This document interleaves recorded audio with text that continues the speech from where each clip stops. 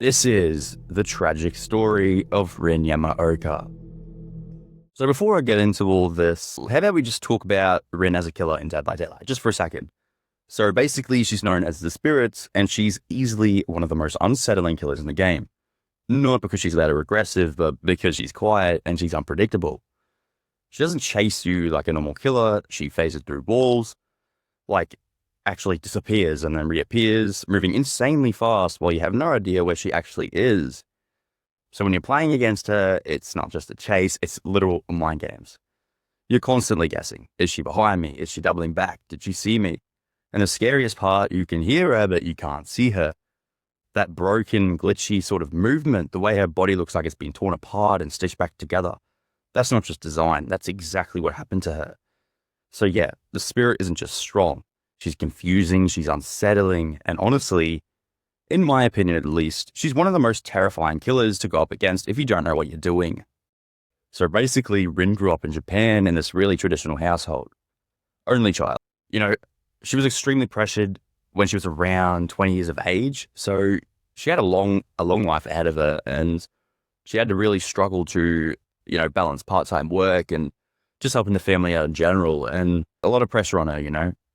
She was actually trying to do something with her life too. She was studying at university, working part-time, and just trying to help her family out because things weren't actually good at home. Her mother got really sick. Bills actually started piling up, and her dad, he was already struggling. But this is where everything just started going downhill. So he's working double shifts, barely sleeping, and then this is where it gets weird. He starts hearing things like a voice, constantly reminding him how hopeless everything is. And instead of getting better, he just gets worse, more stressed, more unstable, until eventually he snaps. He goes to his boss, basically begging for help, money, time off, just anything. And they just shut him down. Then, not only that, but they fire him after 20 years of dedication to that company. So yeah, that was it. That was his breaking point. That same night, Rin comes home from work, normal day, nothing crazy. And then she hears her mum screaming. She runs upstairs straight away. And what she sees, it's just completely messed up. Her mum is already dead, like, I'm talking completely mutilated. And before she can even process it, her dad is just standing there with a katana in his hand. And this is where everything just turns into absolute chaos. He attacks her without hesitation. She tries to block it. She actually pulls her arm out to try to, actually defend herself from the katana swinging towards it. But you know how that would have gone. It just completely cut her arm open. Now, picture this. She's just slipping on blood, trying to get away, and he just keeps coming again and again. At this point, she's just not even thinking straight. She's just trying to survive. He cuts her again. She falls, tries to crawl away, and he grabs her, throws her through a glass panel. She literally crashes down a floor.